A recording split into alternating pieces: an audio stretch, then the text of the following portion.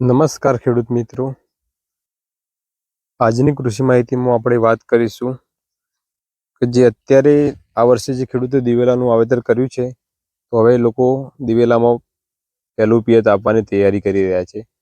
તો પહેલા પિયત સાથે દિવેલાની ખેતીમાં કયું ખાતર વાપરવું જેનાથી સારું ઉત્પાદન મળે, તો તેના વિશે આજની કૃષિ માહિતીમાં વિગતવાર ચર્ચા કરીશું. ઘણા બધા ખેડૂતોના પ્રશ્નો હતા તો હવે દિવેલામાં એટલે કે એરંડાની ખેતીમાં પહેલા પિયતમાં કયું ખાતર આપવું તેના વિશેની માહિતી આપો. તો ચલો આજની કૃષિ માહિતીમાં આપણે એના વિશે વિગતવાર ચર્ચા કરીશું. જો તમે અમારી યુટ્યુબ ચેનલ પર નવા હોય તો અમારી યુટ્યુબ ચેનલને લાઇક, શેર અને સબસ્ક્રાઈબ અચૂક કરજો અને આવી જ ખેતીની અવનવી માહિતી માટે જોડાયેલા રહો ખેડૂત પરિવાર યુટ્યુબ ચેનલ સાથે. તો વાત કરીએ દિવેલાની ખેતીમાં ખાતર વ્યવસ્થાપન વિશેની. તો જનરલી આ વર્ષે દિવેલાનું વાવેતર લગભગ 1 મહિનો લેટ વાવેતર થઈ રહ્યું છે વધારે પડતા વરસાદના કારણે. તો લગભગ અત્યારે ખેડૂતોના દિવેલા લગભગ 60 થી 70 દિવસના થયા છે, એટલે કે 2 થી 2.5 મહિના વાવેતરના થયા છે.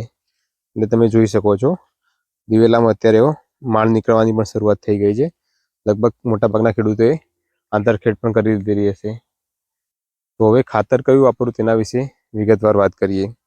તો ખેડૂત મિત્રો, હવે જ્યારે ખેડૂતો પિયત આપશે તેની સાથે તમે માર્કેટમાં અત્યારે એપીએસ ખાતર એટલે કે 20-20-0-13 ખાતર મળી રહે છે. અત્યારે માર્કેટમાં ડીએપી ખાતરની બહુ શોર્ટેજ છે અને ડીએપી ખાતર છે પાયાનું ખાતર છે, તે અત્યારે દિવેલામાં વાપરી ના શકાય.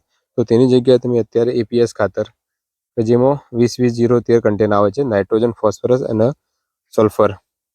તો આ ખાતર તમે 1 વીઘા એટલે 24 ક્વિન્ટલના વીઘામાં તમે વીઘે 25 કિલો આપી દરેડીને તમે એની ઉપર પિયત આપશો અથવા પેરીને ઉપર પિયત આપશો તો દિવેલાની ખેતીમાં ઉત્પાદન ખૂબ સારું મળશે.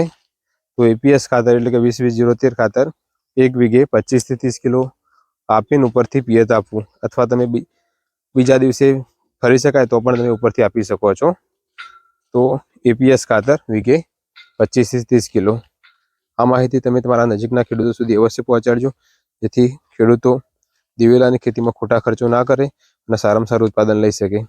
અને દિવેલાની ખેતીમાં એક સારી એવી સમજવાની બાબત એ છે કે જ્યારે દિવેલામાં છોડમાં પહેલી માળ નીકળે એના પછી જ પૂરતી ખાતર આપવું.